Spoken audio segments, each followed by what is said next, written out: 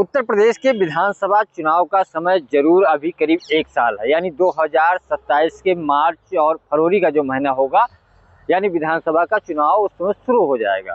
कुछ जगह नामांकन हो रहा होगा, कुछ जगह मतदान की जो तिथि है वो नज़दीक होगी और कुछ जगह मतदान हो भी चुका होगा। ये भी चीज़ें होंगी क्योंकि कई राउंड में मतदान होने हैं।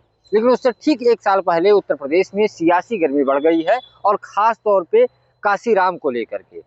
अभी तक काशीराम बसपा के संस्थापक सदस्य थे, दलित चेहरे, और चूंकि वो उनको बसपा ही नेता मानती थी या दलित समुदाय के लोग जो बसपा से जुड़े हुए थे। अरे श्रीमती जी, कुछ तो सस्ता लो। नहीं श्रीमान जी, सब बढ़िया लो। इसमें क्या खास बात है? थोड़े में ज्यादा स्वाद, यही तो है इसकी खास बात। क्या स्वाद है? अरे मेरे राजा, मसाला। लेकिन अब इधर देखा जाए, एकाएक थोड़े दिन पहले से 2024 से अखिलेश यादव दलित वोटरों का रुझान समाजवादी पार्टी के पाले में लाने के लिए काशीराम के साथ साथ अंबेडकर की जयंती मनानी शुरू की।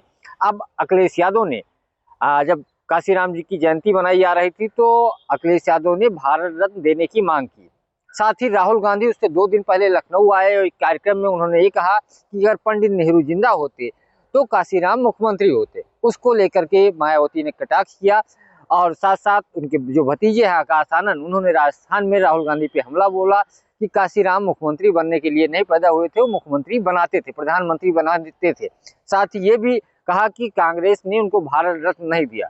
हालांकि उसके दूसरे दिन राहुल गांधी ने चिट्ठी लिखी प्रधानमंत्री को और काशीराम को भारत रत्न देने की मांग की।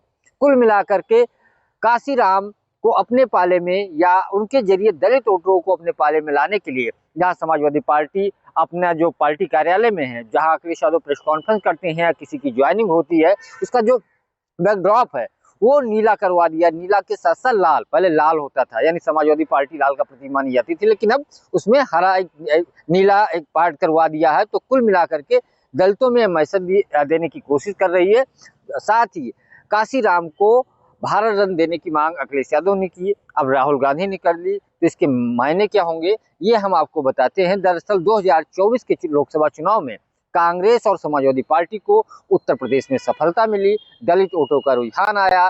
जो बीजेपी के साथ कभी चले गए थे या फिर एक समय बसपा के साथ होते थे, बसपा की वोट का बिखराव हुआ, वो सपा के साथ गए और सपा उत्तर प्रदेश में लोकसभा में सपा और कांग्रेस ने बेहतर प्रदर्शन किया। अब उन वोटों को बरकरार रखने के लिए राहुल गांधी और अखिलेश यादव लगातार दलितों को रिझाने के लिए पूरी कोशिश कर रहे हैं। राहुल गांधी कई सारे दलितों के साथ संवाद का कार्यक्रम बनाए, अभी लखनऊ में हुआ है, आने वाले समय में और होंगे। साथ ही राहुल गांधी ये मैसेज देने की समाजवादी पार्टी को भी कोशिश कर रहे हैं कि दलित वोट जो 2024 के लोकसभा चुनाव में गए थे वो राहुल गांधी यानी कांग्रेस की वजह से गए हैं, और जब टिकटों का बंटवारा होगा तो बात वहां पे रखी जाएगी। मुस्लिम और दलित वोटरों पे कांग्रेस एक तरीके से मजबूती के साथ पक्ष रखेगी कि मेरी वजह से समाजवादी पार्टी ये गठबंधन में गए, क्योंकि सपा सूत्रों के अनुसार जो जानकारी निकल के आ रही है, करीब 70 या 75 सीट कांग्रेस को देने के मूड में विधानसभा 2027 के चुनाव में, और कांग्रेस का दावा है कि 120 के आसपास सीट गठबंधन के तहत लेगी, नहीं तो अकेले चुनाव लड़ सकती। हालांकि राहुल गांधी और अखिलेश यादव की तरफ से कई बार प्रतिक्रिया आई कि 27 में गठबंधन रहेगा। बात सीट की नहीं है, जीत की है। जहां जिताऊ कैंडिडेट होंगे सीट दी जाएगी। लेकिन कांग्रेस एक तरीके से दबाव बनाने की अभी से कोशिश कर रही है। दूसरी तरफ अखिलेश दलितों का अपने पाले में जो लोकसभा चुनाव में आए थे उनको बरकरार रखने की पूरी कोशिश कर रहे हैं।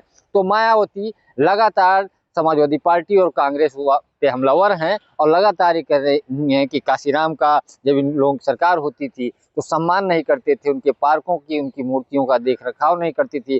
कांग्रेस के ऊपर बहुत सारे आरोप मायावती ने लगाए, उनके भतीजे ने लगाए। तो कुल मिलाकर के 27 का चुनाव जरूर अभी 1 साल है, लेकिन 27 की जो राजनीति है, 27 की जो रणनीति है वो अभी से बननी उत्तर प्रदेश में शुरू हो गई है। आने वाले दिनों में और बड़े पैमाने पे इस तरीके की चीजें देखने को मिल सकती है। पंकज चतुर्वेदी, TV 9, लखनऊ।